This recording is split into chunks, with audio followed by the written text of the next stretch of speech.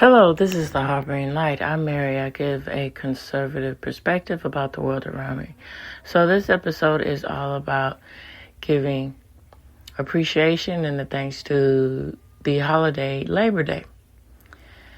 And of course, all of y'all, I would like to hear and know in the comments on YouTube and of course through email, Substack, and on X. What are your thoughts about Labor Day? All right, so let's get into it.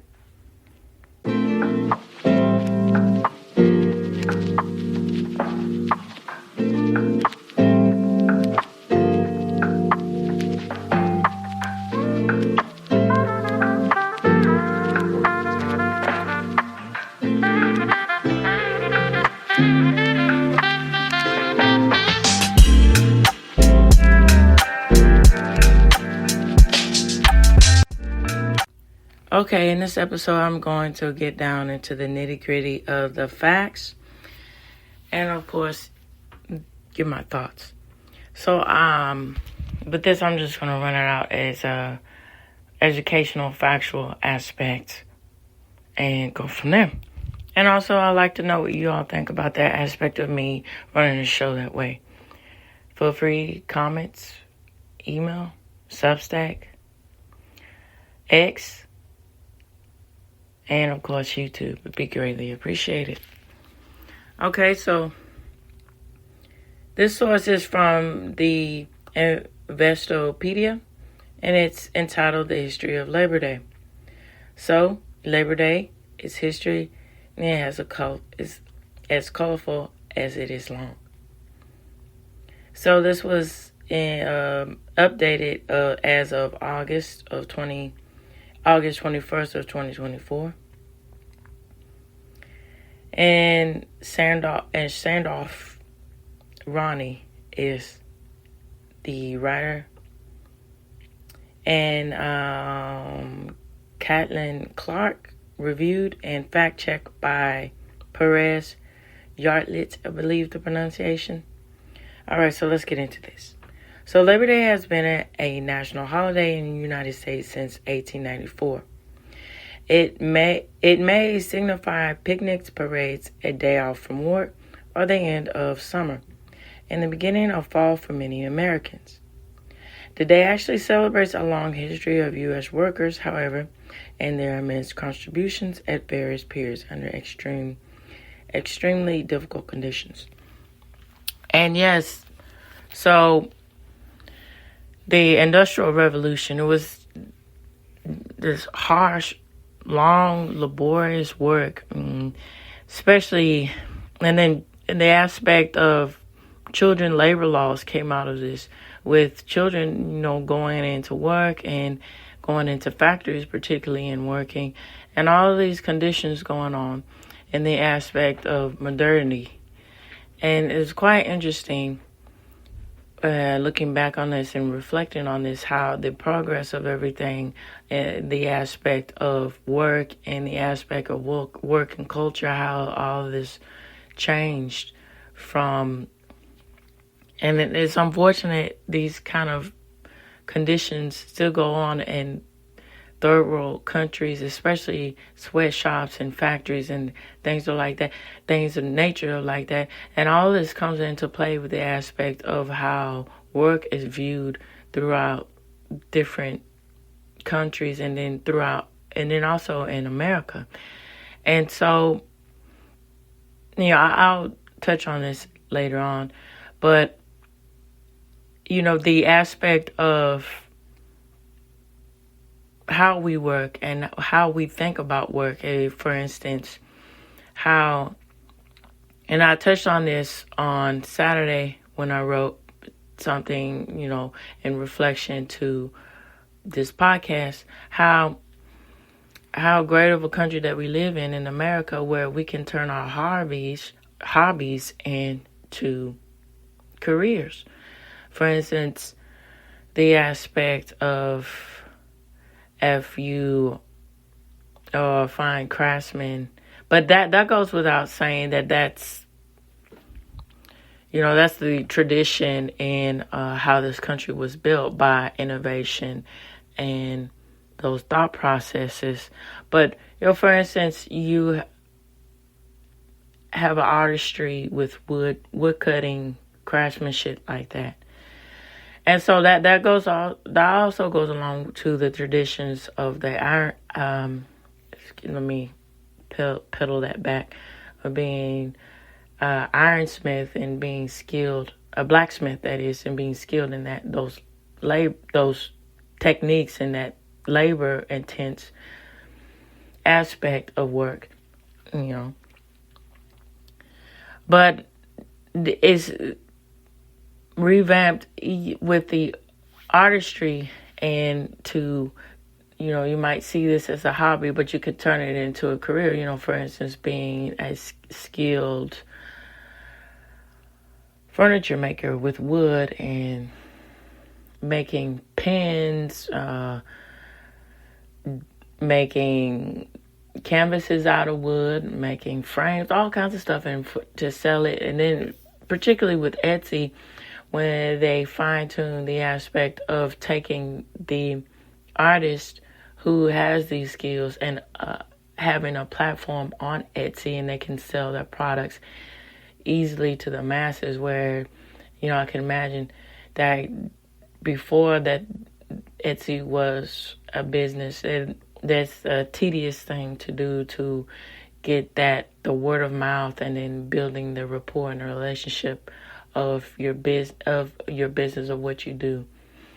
But, with that said, that's the backbone of society, people, small businesses.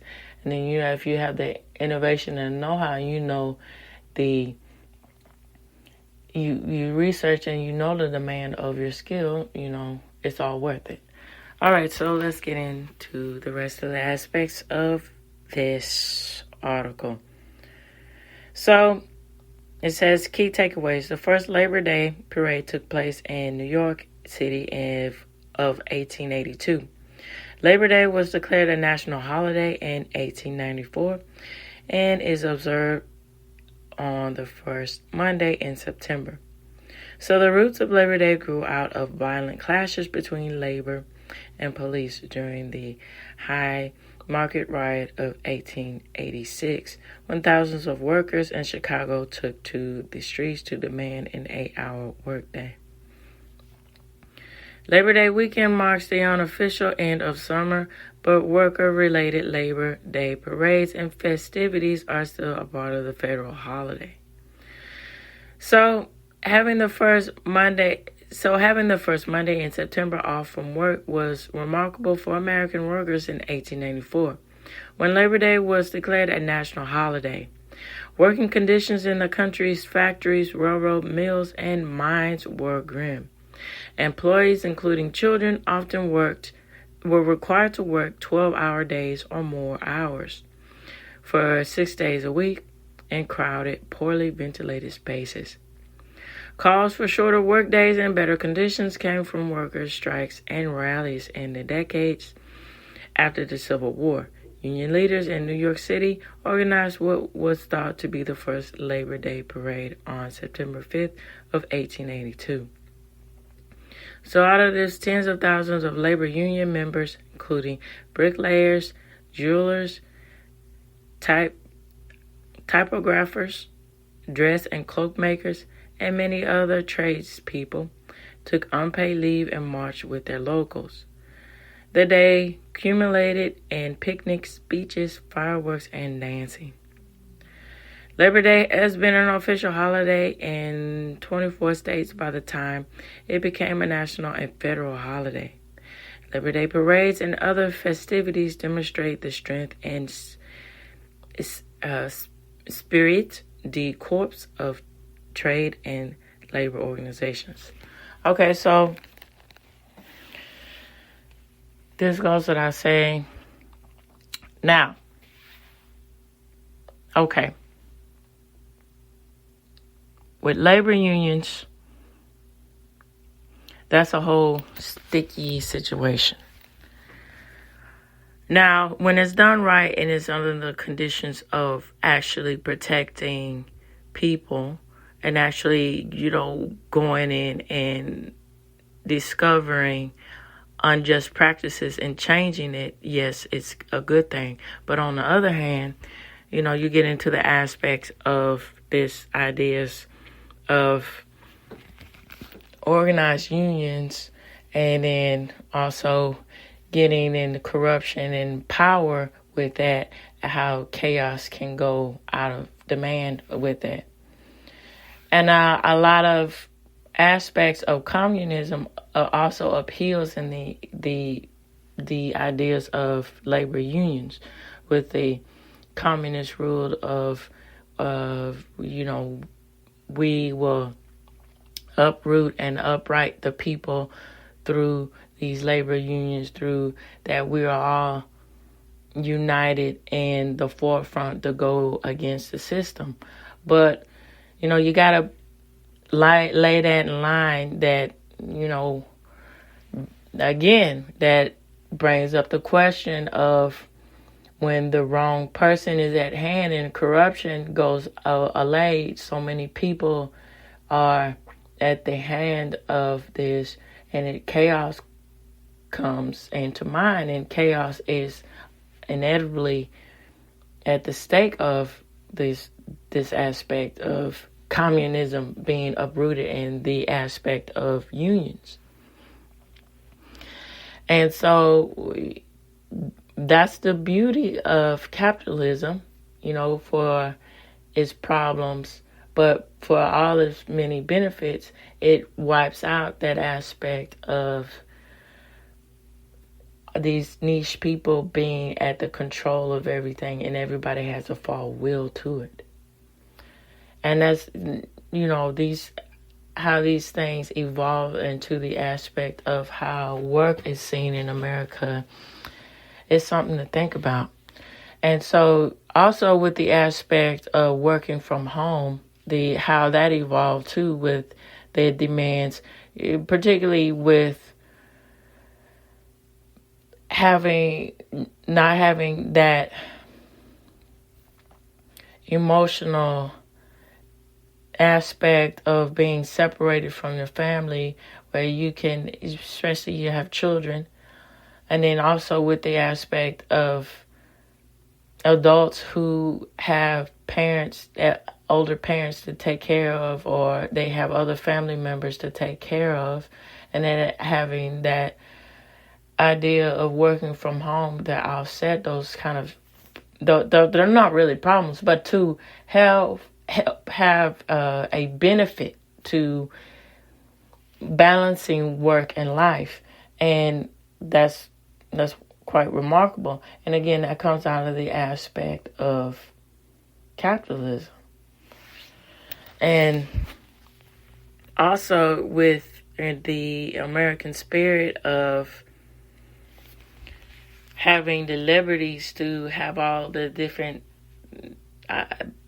thoughts and the different aspects of beliefs, and being open to form to respect people who have these different beliefs. That's how it evolved to all of these different types of jobs that are out today.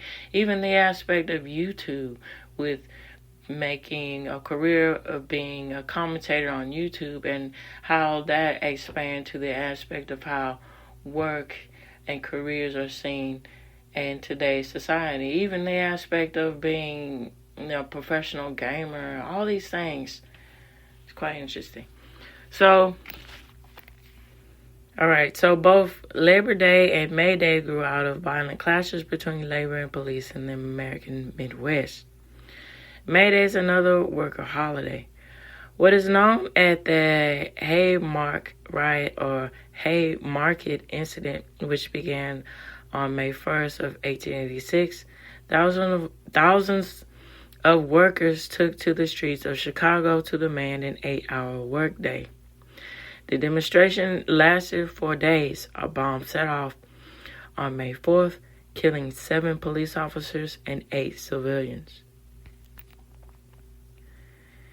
The perp for this, who committed this crime, was never identified.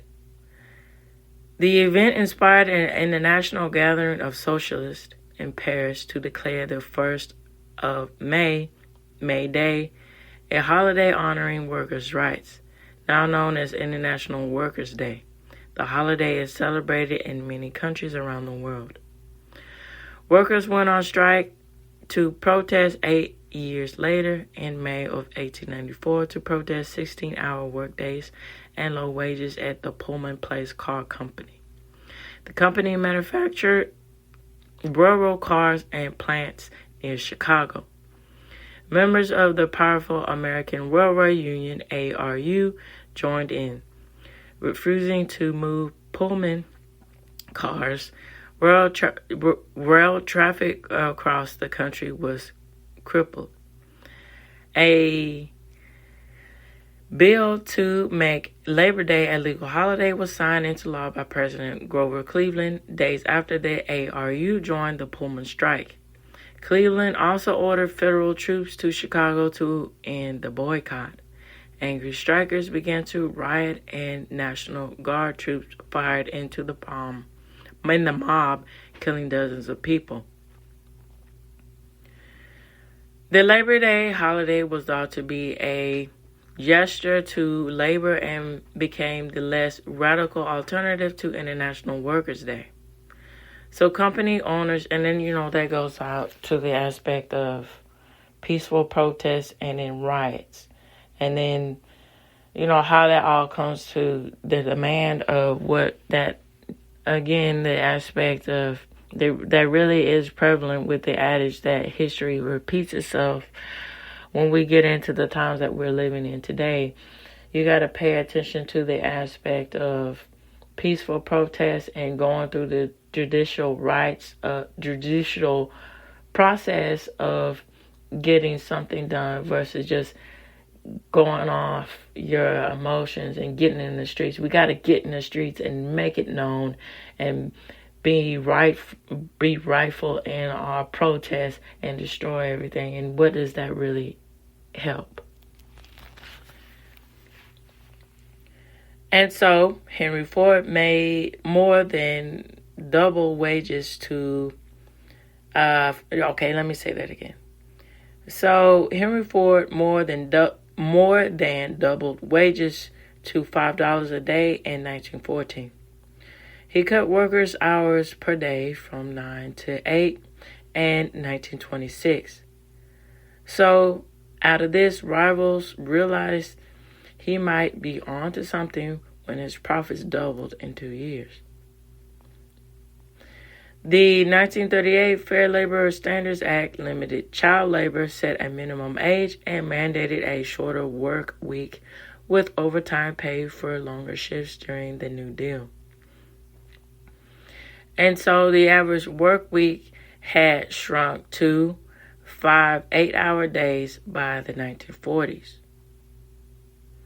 So it has an important note. So this note says the U.S. Labor Department reported 69% increase in child labor in the U.S. since 2018 in February of 2023. So the influence of radicals. The political division shaped the American labor movement as it developed in the 20th century. Many early labor organizers were the communists, socialists, and anarchists, that is, who saw the potential of collective worker actions to create a more just society. And see, that's what I was talking about, but the labor unions using that as a shield to have these very radical and just strain on society, all these ideologies to destroy the fabric of civilization. How they used as an excuse as to, we are the people, we gotta, go against the grain, we gotta go against the machine and break down the machine, which that there's no, out of that, there can't be really any clean resolutions from it. It's just nothing but chaos. So Eugene V. Debs helped found the American Railway Union and the Industrial Workers of the World the IWW, and ran for president 5 times on the Socialist Party ticket. And again, let me make this known too. It's one thing to be innovative and to want to do things that are different, but you got to keep in mind of the aspect of doing things civilly. That's what's important. And thinking about within civility, of course, that goes with the aspect of having a moral compass and then protection of others too. All right, so here we go. And ran for president 5 times on the Socialist Party ticket. Prominent labor activists included and the anarchy of Louis Parsons, socialist Big Bill Haywood, and communist Elizabeth Gurley Flynn. So social activists in more modern times included civil rights leader Brand Rustin, worker rights advocate and Secretary of Labor Francis Perkins, and farm worker champion Dolores Huerta. So, government-sanctioned persecution. Leaders were often arrested on political grounds after major strikes and demonstrations. Sources of foreign-born radicals and labor organizers were rounded up by the police in Chicago and elsewhere after the Haymarket incident. 8 men labeled as anarchists were convicted in a trial in which no evidence was presented that linked the defendants to the bombing. 7 of the men were sentenced to death and 4 of them were hanged. They were among many people who were unjustly tried and executed to tamp down the growing labor movement and rid of radical leaders. The Union of Soviet Socialist Republics provided a large-scale demonstrating of what living under socialism and communism was like beginning in the 1920s. Communists gained control of China, and the People's Republic was founded in 1949. Anti-communist persecution was common in the U.S. after World War II, after Western and communist nations locked in Cold War. So as of 1947, the Tariff-Hartley Act required union officials to swear that they had no communist affiliation, and it encouraged some unions to expel radicals. The U.S. Supreme Court found this provision of the Act unconstitutional in 1965. So, here's another fact. Labor Day fell on September 6th in 2021. Let me say that again. Labor Day fell on September 6th in 2021, the same day federal pandemic unemployment benefits ended for millions of Americans. So, Labor Day and the 2020s, modern Labor Day. Labor Day weekend is now a time of barbecues, getaways, and summer clearance sales, but workers-oriented Labor Day parades and festivals still abound and come together in dozens of cities across the U.S. The faces and photos of those parades include all colors and ethnicities because of unions today and are more diverse than ever before.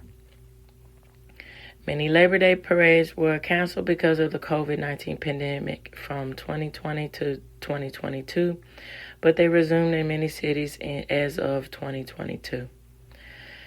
Labor leaders who focused on bread and butter issues rather than on broad social change continue to demonstrate the AFL-CIO and other unions. Unions also attempt to help their members by endorsing political candidates, supporting political actions committees, and taking standards on civil rights and work safety issues. Union members is on the rise after decades of decline, driven in part by the impact of the pandemic on workers, as well as a tight labor market of 2022. Employees at some Amazon, Starbucks, and Apple facilities and stores are among those who have successfully organized unions, recently seeking better pay and working conditions. So, when did Labor Day become a federal holiday? Labor Day was declared a national holiday in 1894. It was already an official holiday in 24 states by the time it became a federal holiday. Another question. What is the difference between a federal holiday and a national holiday? A federal holiday is a paid day off for American employees, regardless of whether they recognize the idea or concept behind the day. The religious holiday of Christmas is a federal holiday. A national holiday is one that's observed by Americans regardless of their religion or other beliefs.